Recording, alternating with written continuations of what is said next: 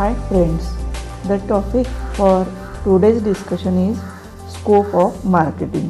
In the first part of the chapter Introduction to Marketing, we have learned the meaning of marketing, definition of marketing and features of marketing. In this video, we are going to learn the scope of marketing. The scope of marketing is very wide. It may be analyzed through various marketing functions.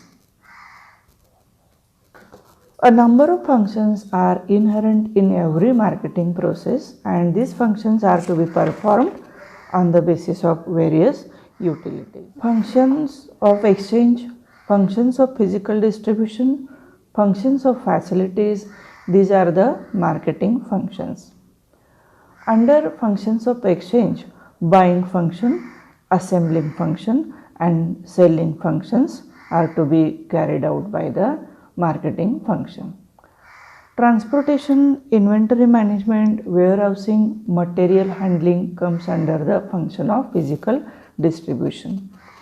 Financing, risk taking and insurance, standardization, after sale service, these are the functions of facilities. Let me discuss all these in a detailed manner.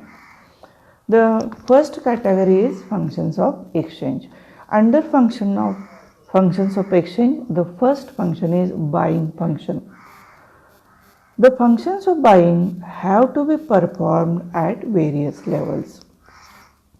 A manufacturer is required to buy raw material from production purpose. Similarly, a wholesaler has to buy goods from manufacturers for the purposes of sales to retailers. A retailer has to sell the goods to consumers. In this manner, at various levels, the function of buying is carried out. म्हणजे buying function जे आहे ते वेगवेगळ्या लेवलवरती perform करावं लागतं. मॅन्युफॅक्चररला raw material purchase करावं लागतो, होलसेलरला परचेस करावं लागतं कारण त्याला रिटेलरला विक्री करावी लागते, रिटेलरला सुद्धा बाय करावं लागतं कारण तो कंझ्युमरला विक्री करणार असतो. म्हणजे मॅन्युफॅक्चरर, होलसेलर, रिटेलर ह्या सगळ्या लेवलवरती बाईंग फंक्शन हे मार्केटिंगमध्ये परफॉर्म करावं लागतं. The second function is assembling function.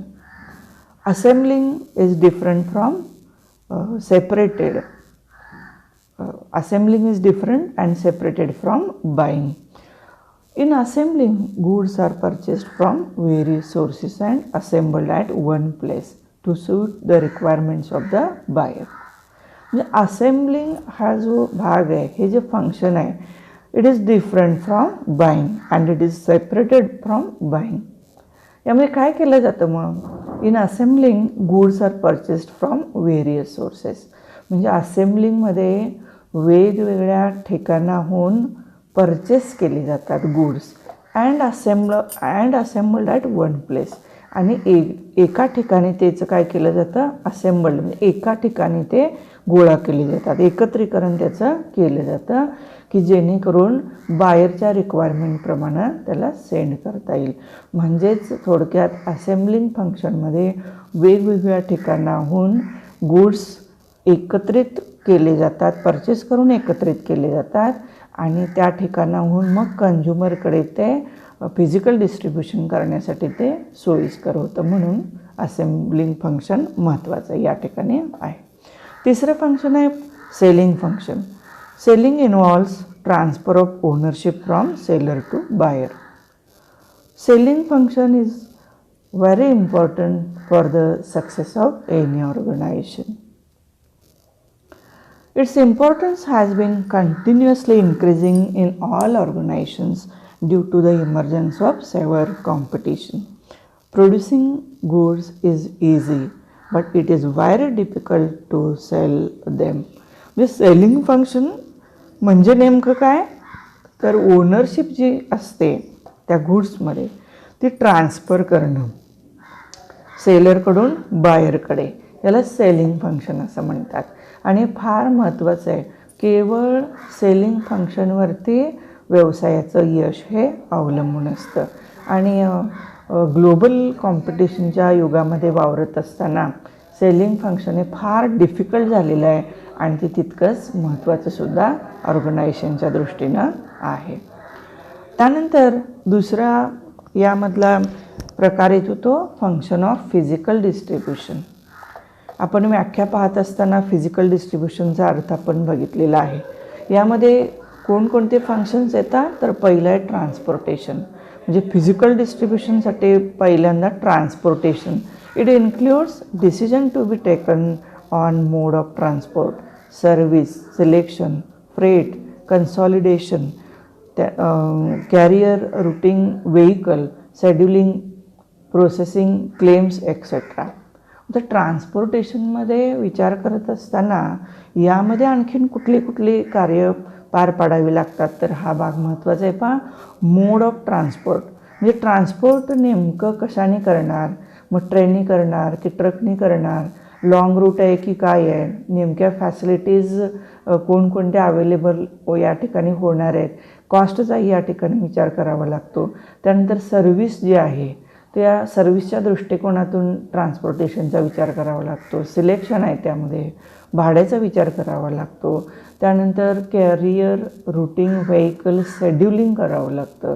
व्हेइकलचं scheduling करणं, प्रोसेसिंग क्लेम्स करणं, ह्या सर्व गोष्टी एका ट्रान्सपोर्टेशन या फंक्शनमध्ये परफॉर्म करावी लागतात. इतकं व्यापक असं मार्केटिंगचं फंक्शन आहे. त्यानंतर येतं इन्व्हेंटरी मॅनेजमेंट.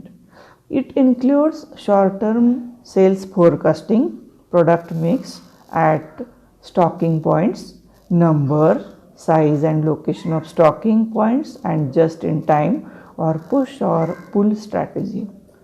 तर इन्व्हेंटरी मॅनेजमेंटमध्ये कशाचा अभ्यास करावा लागतो तर शॉर्ट टर्म सेल्स फोरकास्टिंग म्हणजे शॉर्ट टर्मसाठी सेलचं फोरकास्टिंग म्हणजे किती सेल शॉर्ट टर्ममध्ये करावं लागणार आहे याचं मॅनेजमेंट, कारण त्या पद्धतीनं इन्व्हेंटरी मॅनेज करावी लागते, मॅनेजमेंट त्याचं करावं लागतं. म्हणून प्रोडक्ट मिक्स म्हणजे प्रोडक्ट क्वालिटीपासून प्रोडक्टचे वेगवेगळे फीचर्स कोणकोणते असावे लागणार आहेत ते कंझ्युमर बेस्ड असतं. त्यामुळे मिक्स काय असावं म्हणजे कंझ्युमरचे एक्सपेक्टेशन्स काय असणार आहेत याचा अभ्यास इन्व्हेंटरी मॅनेजमेंट करत असताना करावा लागतो.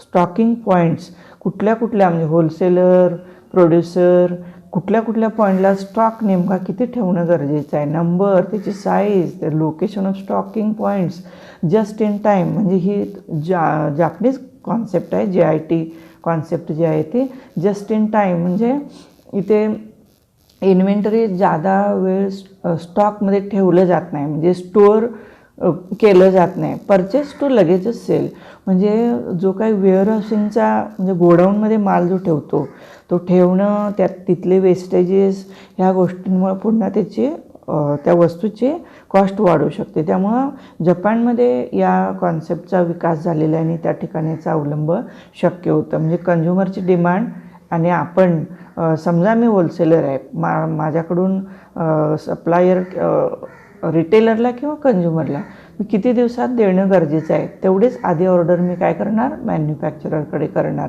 असं नाही करणार की उत्पादकाकडून माल घेणार आहे, गोडाऊनमध्ये 15 दिवस महिनाभर टाकून ठेवणार आहे आणि पुन्हा मग रिटेलर किंवा कंझ्युमरला देणार आहे, असं नाही. जस्ट इन टाईम जसं काही डिमांड आले तसं लगेचच सप्लाय करता यावं, पण स्टोरेज होता कामा नये, हा भाग याच्यामध्ये महत्त्वाचा आहे. और पुश और पुल स्ट्रॅटेजी याचाही अभ्यास या ठिकाणी केलेला असतो. म्हणजे मार्केटिंगचा हाही भाग आहे, हे कामसुद्धा मार्केटिंगचंच आहे.